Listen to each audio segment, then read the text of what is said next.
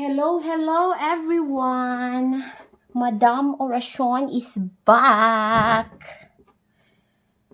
Okay, mga viewers, mga mahal kong viewers, nandito na naman ako para magbasa ng inyong energy for today or around this week. Saan man kayo sa daigdig, north or south, east or west, Madam Oracion is at your service. Kumusta mga mahal kong viewers, mga katililing? Yan. Okay. So for today, tingnan natin kung ano ang kapalaran na naghihintay. Okay. Shuffle the cards first.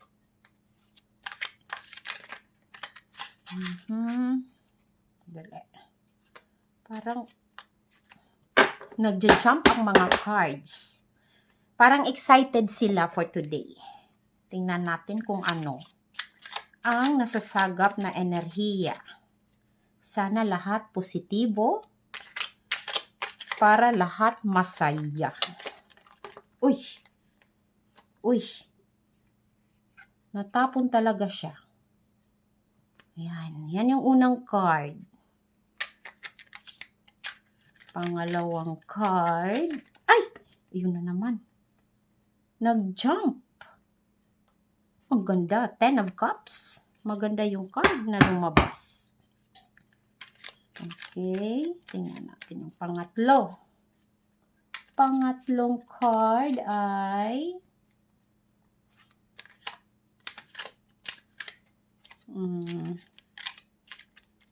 natin.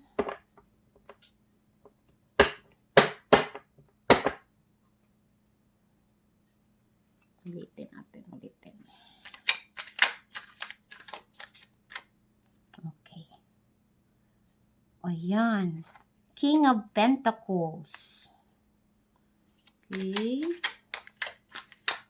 Maraming magaganda yung cards. Pero, may ano dito din, medyo negatibo. Kunti lang. Anay, dito sa taas. 9 of Cups. 10 of Wands. Oy. Bakit ganon ang lumalabas? Okay.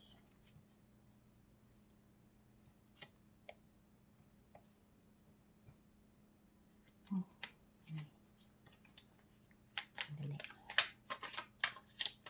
Oy.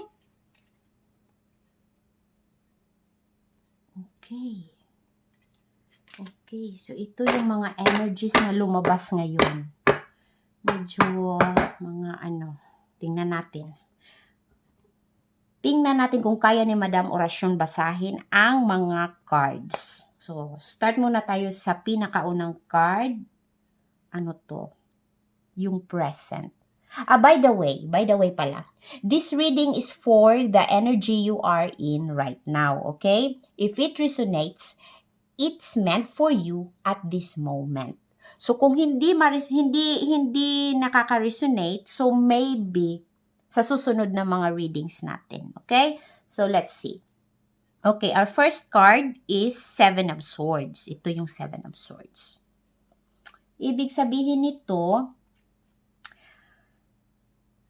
sneaky. Merong sneaky dito.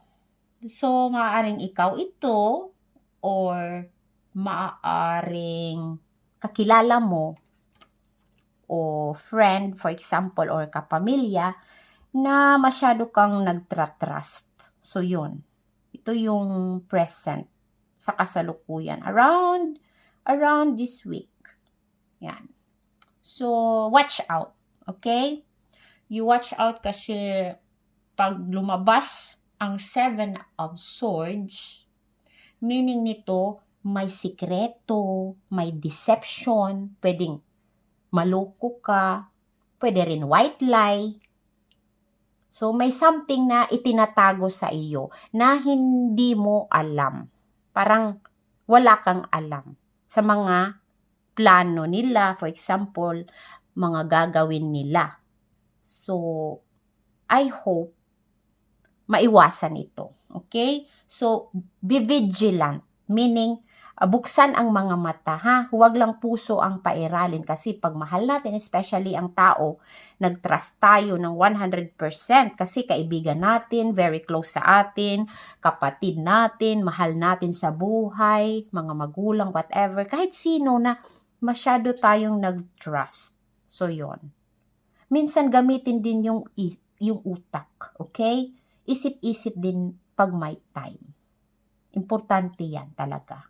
So, binigyan tayo ng utak ng Panginoon para gamitin. Huwag lang yung puso. Kaya nga, yung utak natin nasa taas, di ba? Nasa itaas kesa sa puso natin. Kasi minsan, papairalin natin ang utak natin, ang ating, huwag yung puso lang. Kasi kailangan utak din pag may ha?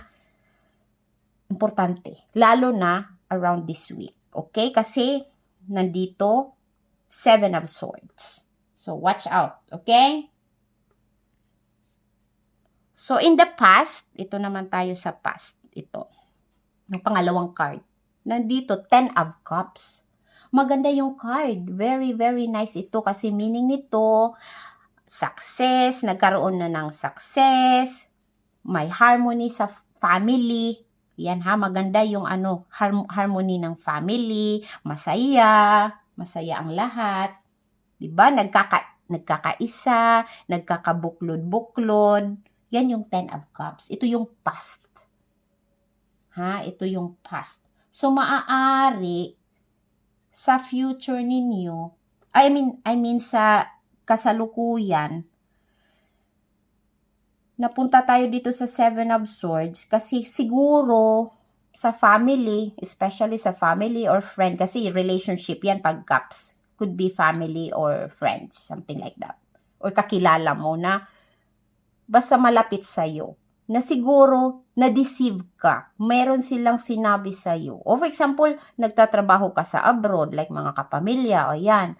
Tapos, kailangan bayaran ng utang, kailangan bayaran nito yung magpagawa ng bahay, di ba? So, nag-trust kayo. So, padala kayo ng pera sa kapamilya ninyo para, ayan, yung dream house mo, ayan, pinapagawa mo. Pero anong nangyari? Isinikreto nila. Example lang to ha, example, hindi to para sa lahat. Isinikreto, anong nangyari? Ginamit yung pera sa ibang bagay. Imbis na ipagawa yung bahay, yung pera na pinadala, nagamit. Maaari din na, siguro meron silang reason, pero yun nga, may deception. Siguro, ayaw din nila na magsinungaling sa'yo, pero siguro nahihiya most of the time. Like, siguro, yung anak nila, yung kapamilya, for example, kapatid mo, may asawa na, may pamilya na, o nagamit yung pera kasi yung anak nila nagkasakit. Siyempre, priority yung anak, di ba? Dalhin sa hospital, lalo na ngayon, maraming bayarin. Mahal ngayon, mahal magkasakit. So, yun nagamit ang pera mo. So, nagkaroon ng deception. Although, hindi sinasadya. Maaring hindi yun sinasadya. Na sila sa'yo. Diniceive ka nila, niloko ka nila. Kasi nahihiya silang mag-ask pa ng pera sa'yo. Kasi alam nila yung sitwasyon mo din. Diba? Mahirap magtrabaho. Mahirap ang buhay sa abroad. So, most of the time, ang kapamilya natin sa Pilipinas, kaya nagagawa nilang hindi magsalita, hindi magsabi ng totoo, katotohanan. Most of the time, ito yung nangyayari. Kasi nga, alam nila ang sitwasyon mo. Ayaw nila na ma-stress ka. Kaya yun, itinatago nila hanggat kaya nila. So, ang gagawin nila, maghanap sila ng paraan para yun mabayaran yung pera mo na ginamit nila. So, yun. Okay? So, sometimes din, may reason talaga kung bakit nila nagagawa ito. Kaya, pero of course, meron ding, lang talaga, kapalmoks. Diba? Mga kapalmoks, makapal ang mukha. Lang talaga, ninanakaw lang talaga yung pera mo. Wala silang pakialam, niluloko ka. Yun lang. Ano lang sila? Kuha ng pera na hindi sa kanila. Ayun. Enjoy sila sa Pilipinas. Ikaw, kayod kalabaw. Naghihingalo na ang kabayo sa kakakayod para makapadala ng pera. 'Di ba? So, yun. Maraming nakaka-relate nito. So, yun. Okay, so dito, maaring yun yung nangyari. Kaya dahil sa nagkaroon ng deception, and then na-find out mo yun, nalaman mo. Kaya ngayon, ito yung lumalabas sa card. You see, from may harmony, dito nawala na yung harmony kasi niloko ka nalaman mo o nagkagulo ang pamilya. 'Di ba? May na sa kanila kung sino yung nagplano. Let's say, bakit ninyo ginamit yung pera ko nang hindi nyo ko sinasabihan? Walang may nakapagsabi sa akin. O sabi ni Pulana, kasi ganito. Kasi sabi niya siya magsasabi. Ayaw niyang sabihin kasi natatakot na magsabi ng totoo. Or ayaw namin ma-stress ka. Ganyan. Marami na na. So, ang hirap na, di ba?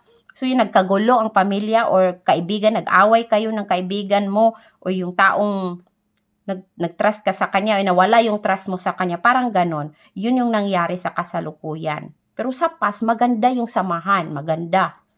You see, may harmony. Yun. Yung 10 of Cups. Ayan ha, may emotional fulfillment dito. Ayan ha. So from positive, naging parang medyo negative. Pero hindi na totally negative. Siguro, medyo. May hindi pagkakaintindihan. Pero mapapatch up naman yan kung mag-uusap ng masinsinan. As long na may rason sila. Bakit sila gumawa ng ganyan sa'yo? Na-deceive ka nila. Hindi sila nagsabi ng totoo sa'yo. Sa mga bagay-bagay. So yun, okay? So itry ninyong i-patch up yung problema. Siguro masusolusyonan naman yan. Pera lang yan, di ba? Kesa naman ang mga mahal mo sa buhay, yung maaapektuhan, di ba, masisira. Parang hindi naman din yun maganda. So, hanggat kaya, i-patch up ka agad. Okay? Para maganda ang magiging resulta sa future. Kasi connect yan Pag hindi yan ma-patch up dito, o dito yung future ninyo, hindi rin maganda yung resulta. Pero dito nakalagay, King of Pentacles. So, maganda to. King of Pentacles, ayan, meaning wais ka. Marunong kang humawak ng pera mo. Ayan, ayan, hinahawakan mo yung kayamanan mo. Ikaw ito na king. Ayan, ha? Super ganda ng card. Meaning yan, merong wealth, may leadership, very firm ka sa mga decision mo. Siguro minsan nga, dahil sa firm ka, o stricto ka. Hindi ka basta-basta, sabi ng kapatid mo, bilhan mo ko ng sapatos kasi ito yung uso ngayon. No. Kung kailangan mo ang sapatos, so saka ka bibili. Hindi nang dahil lang sa ito yung trending ngayon, ito yung ngayon uso. No. 'Di ba? So firm ka sa paghawak mo ng pera. Yun.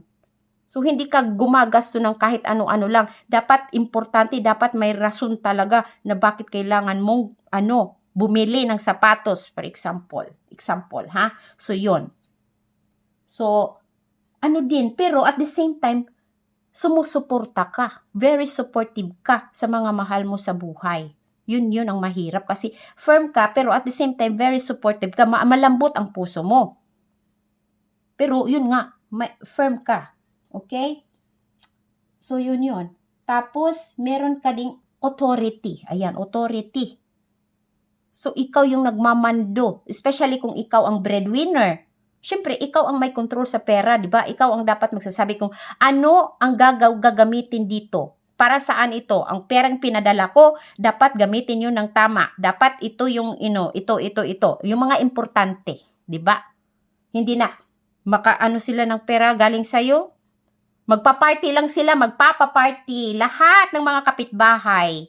Hali kayo dito kasi nagpadala si Ninang ng lahat. Nag-birthday party sila. Yun. Well, ikaw, wala kang kinakain sa abroad. Kumakayod ka talaga, 24/7, walang pahinga, walang tulog. See? So, yun. Hindi maintindihan ng iba din na ganun ang buhay talaga ng mga OFW most of the time.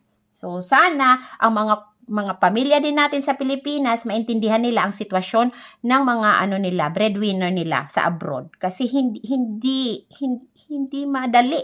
Hindi madali ang paghanap ng pera. Mahirap. Okay? So, dapat may pagkakaintindihan, may understanding sa isa't isa. Dapat you care for each other, okay? Hindi pwede isa lang. Dapat siya, vice versa. Kailangan 'yon. Lalo na yung nasa abroad na nag-iisa. Kailangan niya ng pagmamahal. Okay? Mga sa Pilipinas. So, 'yon. Yun. So, kailangan i-patch up, Yun. Yun yung nakikita ko.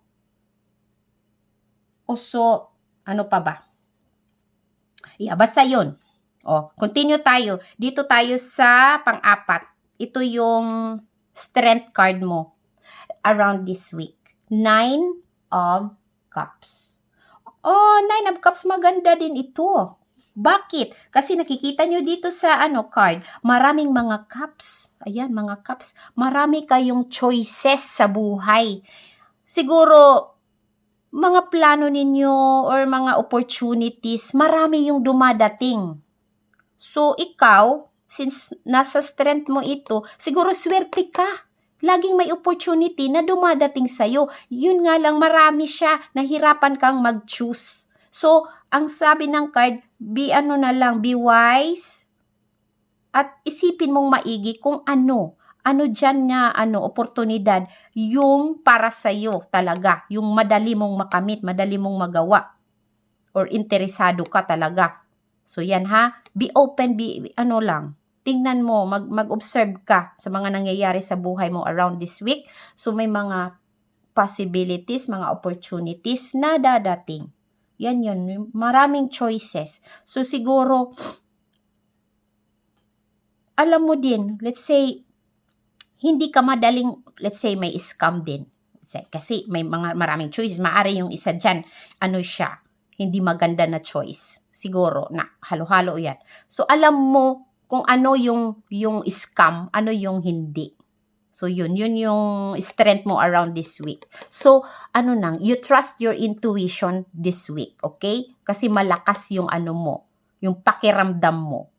O baka may scammer na, nagtatry sa'yo na, lukuhin ka. So, malalaman mo yan. Trust your intuition around this week, okay? So, be careful din, kasi maaaring may mga scammers nga.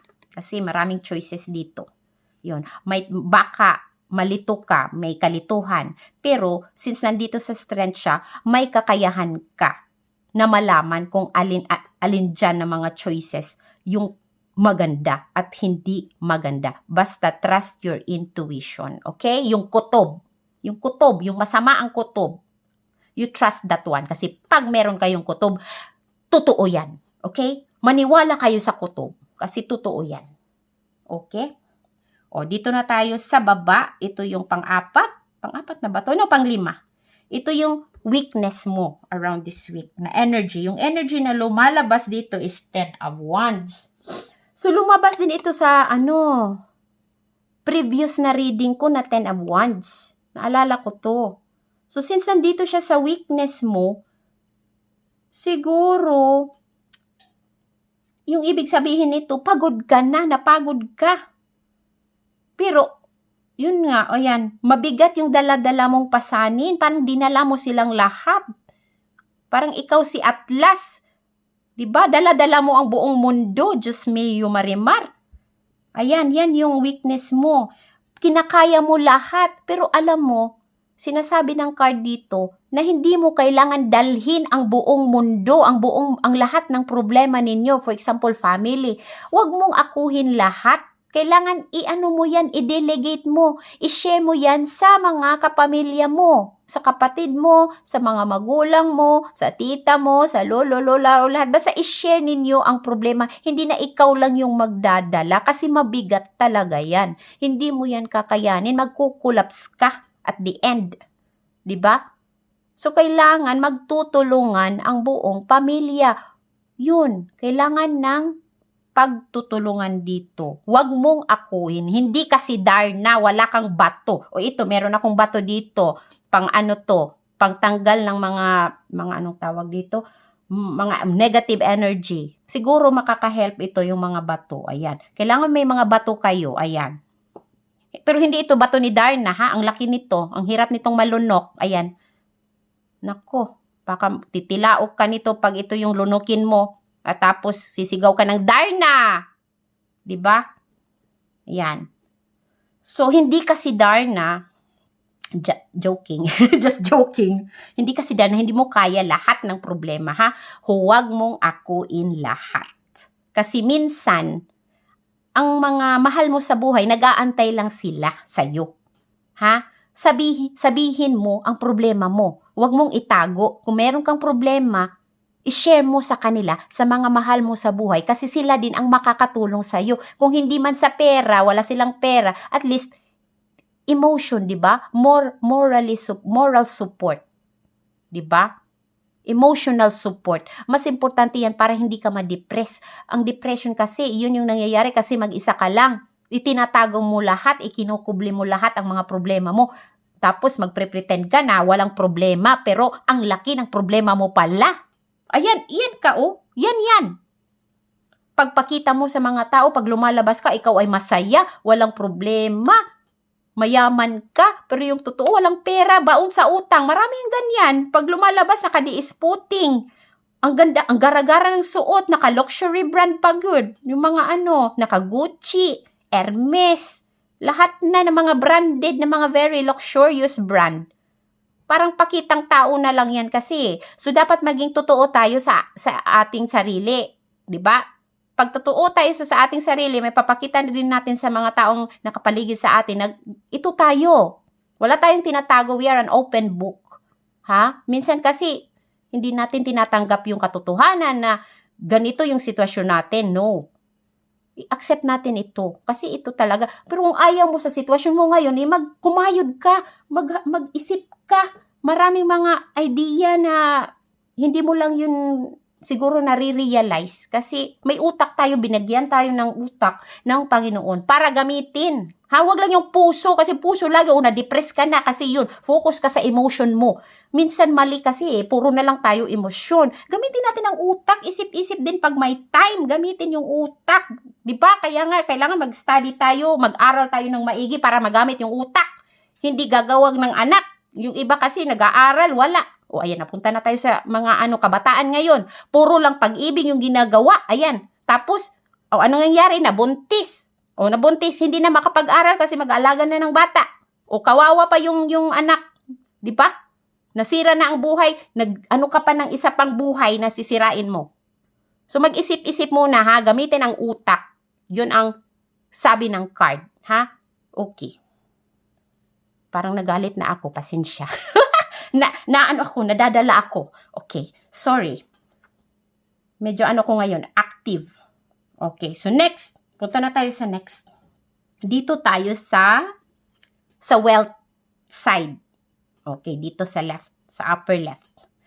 Okay, sa wealth ninyo, ang pentacles, dito yan earth sign I mean. Earth sign. Hindi pala pentacles. Yung dito swords. 2 of swords. Yung 2 of swords kasi, ibig sabihin nito, number 2, choice. Choices or may balance. So, depende yata ito sa sitwasyon mo ngayon. Maaaring sa love life, hindi love life, career ito, kasi wealth. Sa earth sign siya. Sa wealth mo ito.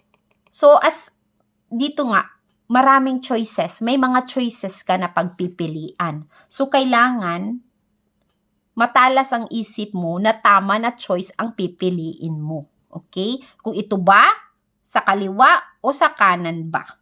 So, yun.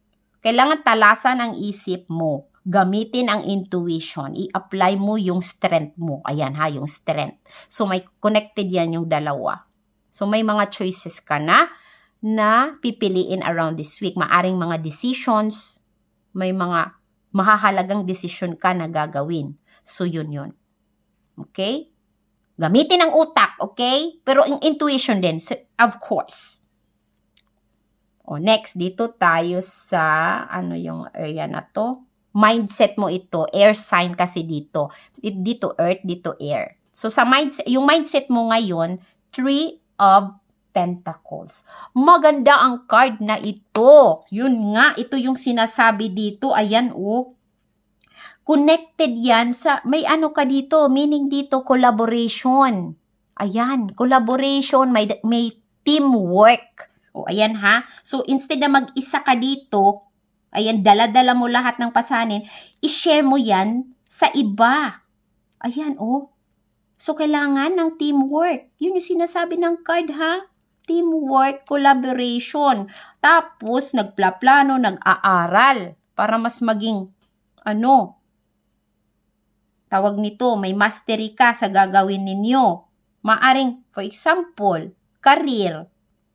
Sa trabaho ninyo, ang boss ninyo sabi, gawin mo ito. Ang dami-dami, hindi ka na makatulog kasi hindi ka makauwi kasi late na. Hindi ka patapos sa gagawin ninyo.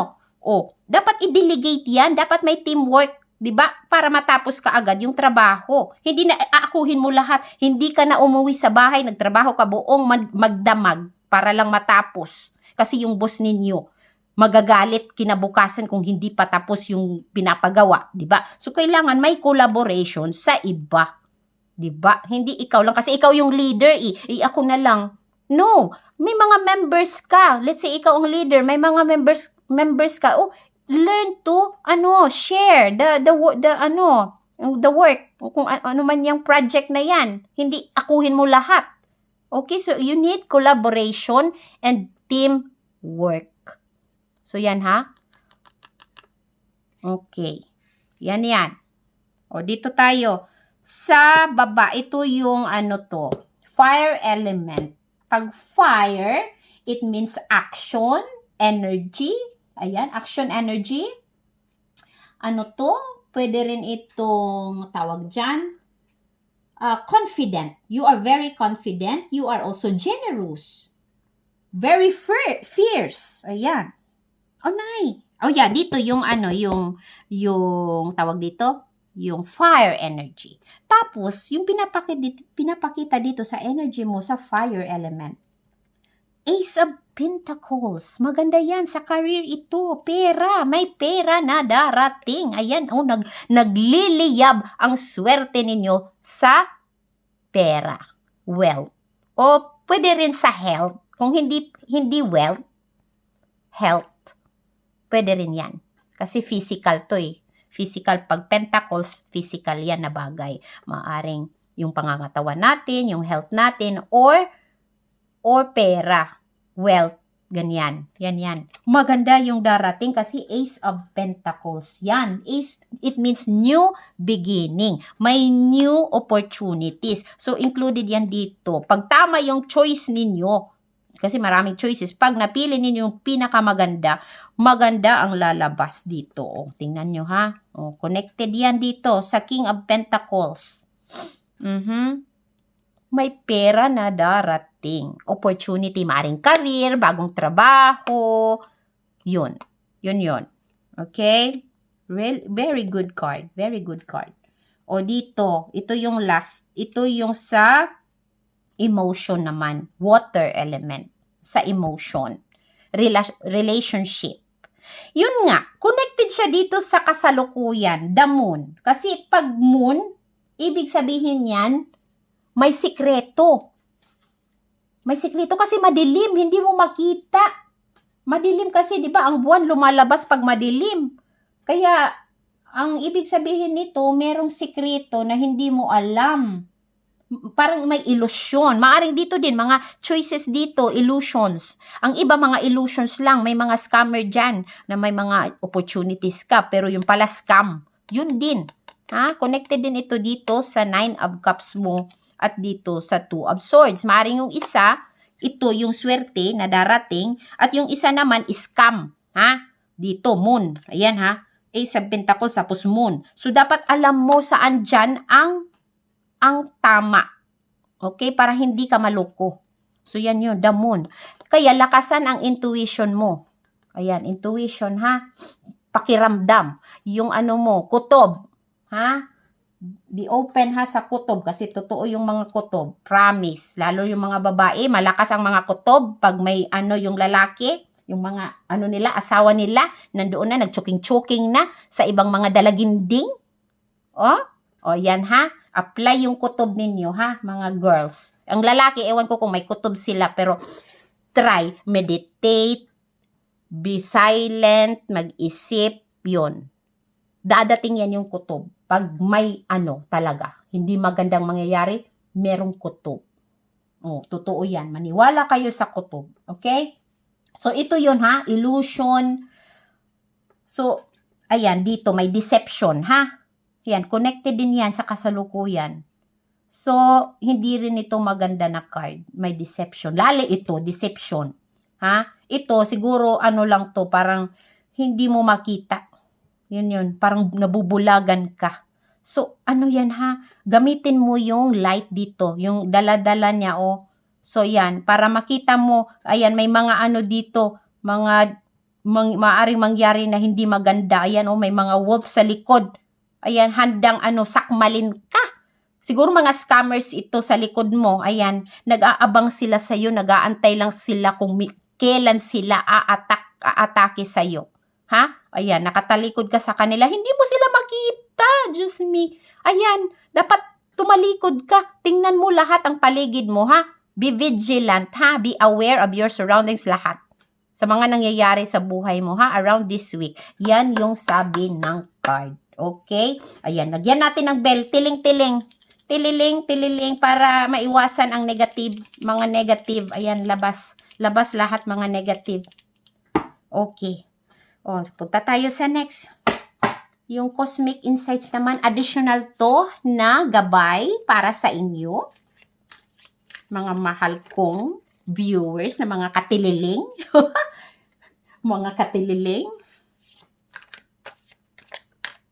Alam nyo, parang hindi ako seryoso, no? Pero seryoso ako, ha? Yun lang talaga yung way ko na pagsasalita. Parang hindi seryoso.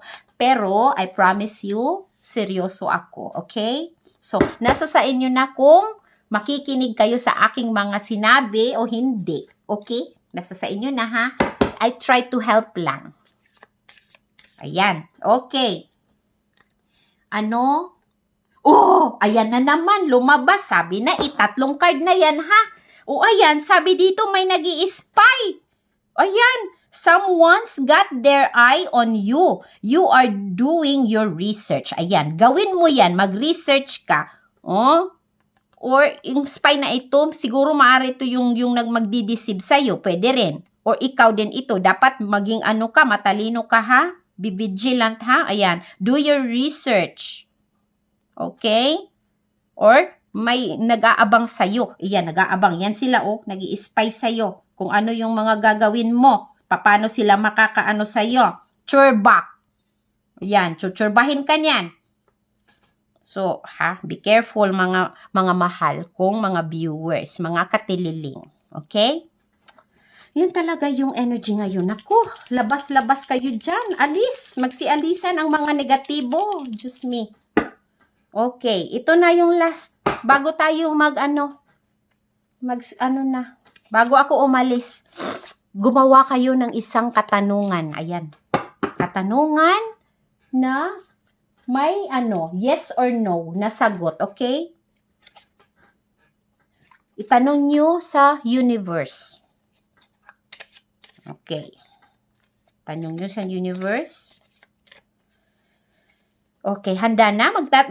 Lang ako, ha? Magbibilang ng 3, tapos ipapakita ko sa inyo ang sagot ni universe. Okay? Handa na ang lahat.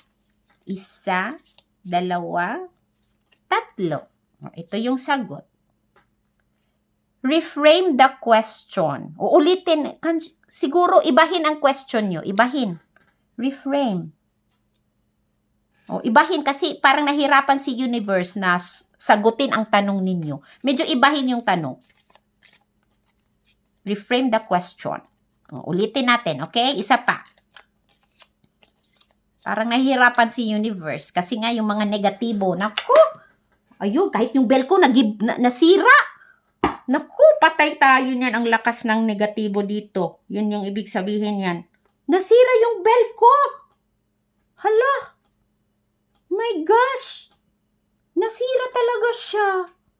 Wala na. Nagalit sa akin yung bad element. Hoy, mga masasamang elemento, layas kayo. In the name of Jesus. Amen. Jesus Christ. Amen. Oh. Okay, ulitin natin yung tanong. Grabe. Grabe ngayon Ngayon lang to nangyari. Ayan, yung tanong. Yes yung sagot. Yes, kung ano man ang tanong ninyo, yes yung sagot. Malaking yes. At least maganda yung resulta. Sana maganda yung tanong ha. Pag negatibo yung tanong, then yes din yun, negatibo din yan. So I hope maganda yung ginawa ninyong tanong, okay? So hanggang sa susunod mga katililing, nasira na yung bell ko, aayusin ko para sa susunod natin, okay? Goodbye!